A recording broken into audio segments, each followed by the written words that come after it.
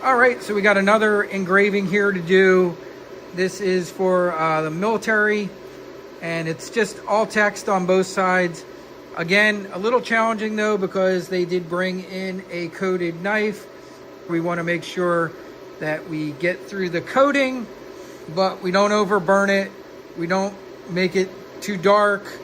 We just want to show the stainless steel underneath, just like we would on a tumbler.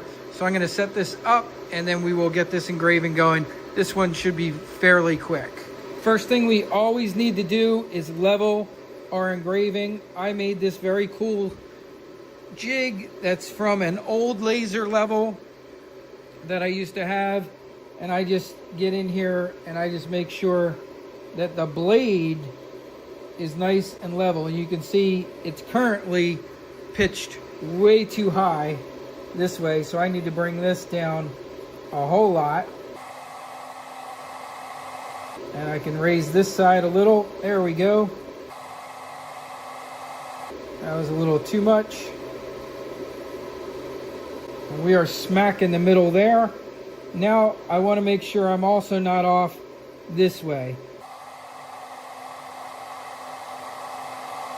And that looks pretty good. Yes, and we are nice and level now across this blade. Very important for getting a nice in focus engraving. Now, I have to pick my highest point, which is going to be probably right around here, and I want to focus my laser in on that highest point. And just to be sure, I'm going to move it down, and I'm going to hit auto. There we go. And it's stopped, and it's now auto-focused. Now I can come over here and line up my engraving, and we can see our text is way too big, so we need to shrink that significantly. Okay, so that's a lot better for our engraving on this knife. I wanted to make something clear to you guys. When I hit contour and I tell you that I can see the text, I can actually see the text. Unfortunately, because of the frame rate of my iPhone, you're not seeing exactly what I'm seeing. So right there, I can read the text perfectly. It looks solid, but because the frame rate's a little slow, you're seeing more of just a bunch of squiggly lines. So even though I'm going through the Benchmade logo there, I'm going to go to contour to really do the fine alignment here, and that will show me where the letters are. I don't want any of the letters hitting that, but I want to get close to that. Yeah, and that looks pretty good right there. And you can see contour helps because I can see that I'm not hitting that Benchmade logo. For anyone wondering, here are my settings. And you'll see there's 2 layers. If you're not sure how to do that, you click the little plus sign in the top right corner, and it will give you what's called a sub layer, and you can do another engraving or another setup. I use the same exact settings. The only difference on the second pass, I used a scan angle of 0 on the second pass. So just change the 90 to a 0. Okay, here's our first one pass. 90 degrees, it's going to be up and down. Our goal here is removing the powder coating.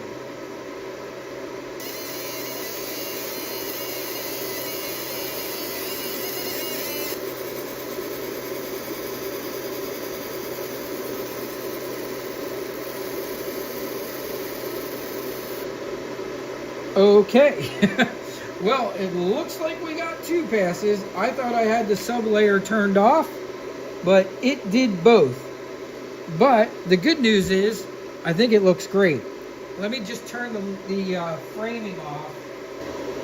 So that looks really good to me. It looks like it got through nice and clean. I'm not gonna touch anything here. What I'm gonna do now is just what I mentioned before. I'm gonna do a cleaning pass, and that's it. And we will finish with the cleaning pass, and that should be all this needs. Alright, even for those of you who are wondering what's a cleaning pass, its purpose is just to clean the engraving out. And basically, it's very simple. You cut the power in half, or very close to half, so we went to 35. We raised our frequency to the highest that I could put it, which on this laser, it's 60. And I did 2 passes, one at a 45 and one at a negative 45. And that's all there is to doing a cleaning pass. I raised the hertz up to 60, which is the highest this 20-watt fiber laser goes to. I cut the power all the way down to 35. Other than that, all the other settings are the same. It is a 45-degree angle on the beam.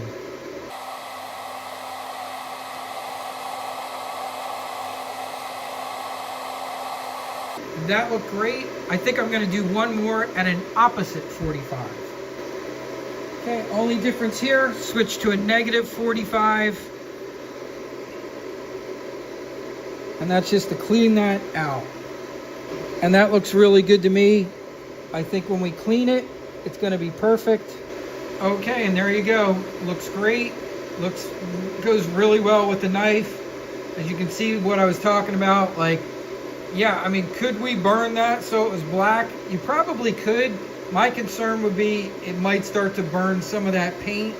I like that we just removed it and showed the stainless steel underneath, and it looks really, really great.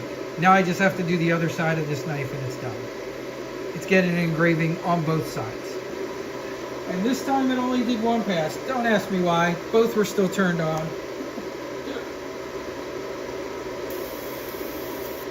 All right, that looks good to me.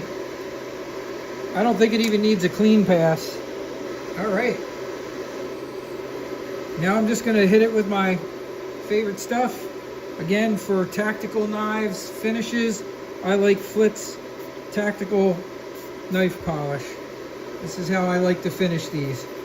All you have to do is just put it on, lightly buff it off with the cloth, and everything comes out just beautiful. And there you go. All done.